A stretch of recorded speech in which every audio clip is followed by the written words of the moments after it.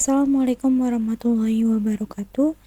Halo semuanya, perkenalkan kami dari kelompok 4 kelas 5B Fakultas Kesehatan Masyarakat Universitas Diponegoro. Di video ini kami akan menjelaskan terkait dislipidemia sebagai salah satu ancaman kesehatan bagi penduduk Indonesia.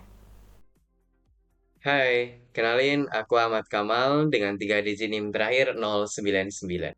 Halo semuanya, perkenalkan nama saya Alisa Maira Adriana dengan 3 digit NIM terakhir 117.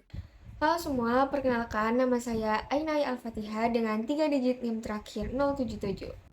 Halo semuanya, sebelumnya perkenalkan nama saya Sekar Ayu Susyarini dengan 3 digit NIM terakhir 232. Perkenalkan, nama saya Nikita Ardinesa Toto dengan NIM 275. Halo semua, perkenalkan saya Rapsadi Diva Widiandira dengan 312. Halo semua, perkenalkan nama saya Putri Erda Arasati dengan 3 digit NIM terakhir 318. Halo semua, perkenalkan nama saya Hafizah Nusa Sabila dengan 3 digit NIM terakhir 368. Halo semuanya, perkenalkan nama saya Gia Ardila Bila Syahban dengan 3 digit NIM terakhir 374. Kasus dislipidemia yang mengancam penduduk Indonesia. Untuk gambaran kasusnya, yang pertama adalah data dari WHO menunjukkan prevalensi dislipidemia dengan kadar kolesterol total kurang dari 190 mg per desiliter. Benua Eropa merupakan tertinggi dengan angka 53,7%, dan yang kedua, persentase dislipidemia pada penduduk Indonesia mengalami peningkatan dengan persentase 28,8% penduduk Indonesia usia lebih dari 15 tahun dan memiliki kadar kolesterol total lebih dari 200 mg per desiliter, dan 27,9% memiliki kadar trigliserida lebih dari 150 mg per desiliter. Faktor penyebab terjadinya dislipidemia dapat dikelompokkan menjadi 3, yaitu faktor primer, faktor sekunder, dan faktor perilaku atau kebiasaan.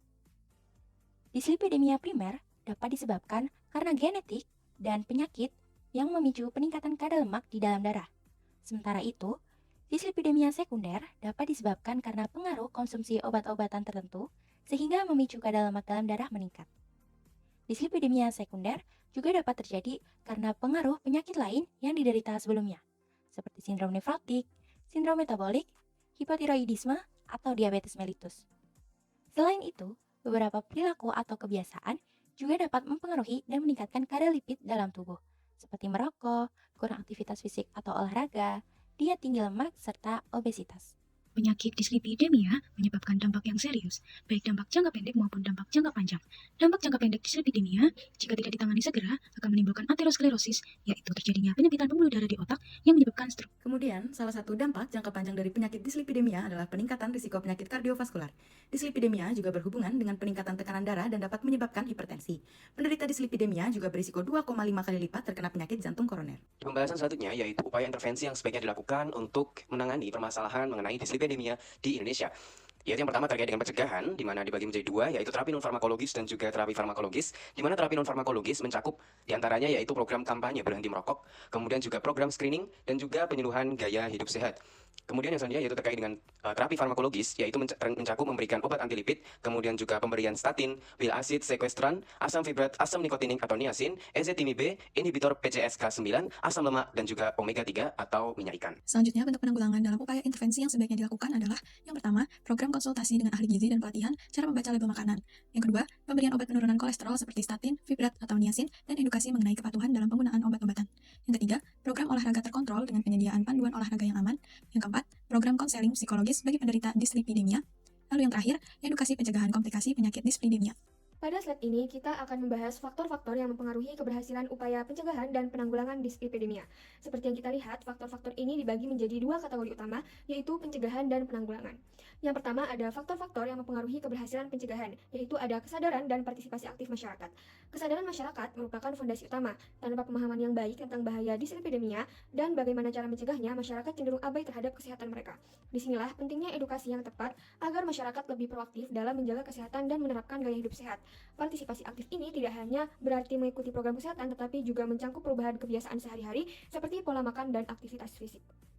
Lalu selanjutnya ada aksesibilitas dan ketersediaan layanan kesehatan. Keberhasilan pencegahan sangat bergantung pada seberapa mudah masyarakat mengakses fasilitas kesehatan, seperti pemeriksaan rutin, konsultasi dengan dokter atau ahli gizi, dan program pencegahan seperti screening kolesterol sangat penting. Jika layanan kesehatan sulit dijangkau, terutama di daerah terpencil, maka pencegahan menjadi lebih sulit untuk dilaksanakan secara efektif. Selanjutnya, ada edukasi kesehatan yang efektif dan berkelanjutan. Tidak cukup memberikan informasi satu kali saja, masyarakat membutuhkan edukasi yang berkelanjutan. Edukasi yang efektif ini harus menggunakan metode yang menarik dan mudah dipahami oleh berbagai lapisan masyarakat, serta disampaikan melalui berbagai saluran, baik melalui kampanye media, pelatihan langsung, atau penyuluhan di komunitas. Selanjutnya ada dukungan kebijakan pemerintah dan kolaborasi lintas sektor. Pemerintah memiliki peran kunci dalam menciptakan lingkungan dan mendukung gaya hidup sehat. Kebijakan yang mendukung seperti regulasi makanan, penyediaan fasilitas olahraga publik, dan program kampanye anti merokok sangat diperlukan. Selain itu, kolaborasi lintas sektor seperti kerjasama antara sektor kesehatan, pendidikan, dan komunitas lokal akan memastikan program pencegahan berjalan lebih optimal. Lalu yang terakhir ada peningkatan kompetensi tenaga kesehatan dan pengembangan teknologi kesehatan.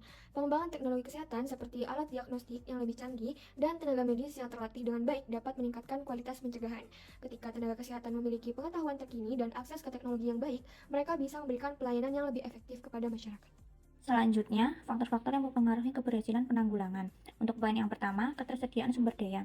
Hal ini mencakup obat-obatan, alat medis, dan fasilitas kesehatan yang memadai untuk menangani kasus dislipidemia. Untuk poin yang kedua, yaitu kepatuhan meminum obat. Penting bagi pasien untuk mengikuti regimen pengobatan yang ditetapkan secara konsisten. Untuk poin yang ketiga, partisipasi masyarakat. Hal ini berupa dukungan komunitas dapat membantu individu dalam menjalani perubahan gaya hidup yang diperlukan. Untuk poin keempat, dukungan keluarga dan lingkungan. Lingkungan yang sangat mendukung sangat penting dalam proses perawatan dan pemulihan. Untuk poin kelima, kesadaran masyarakat. Pemahaman tentang pentingnya penanganan dislipidemia dapat mendorong tindakan proaktif dalam perawatan. Dengan memperhatikan dan mengoptimalkan semua faktor ini, kita dapat meningkatkan efektivitas upaya pencegahan dan penanggulangan dislipidemia secara signifikan.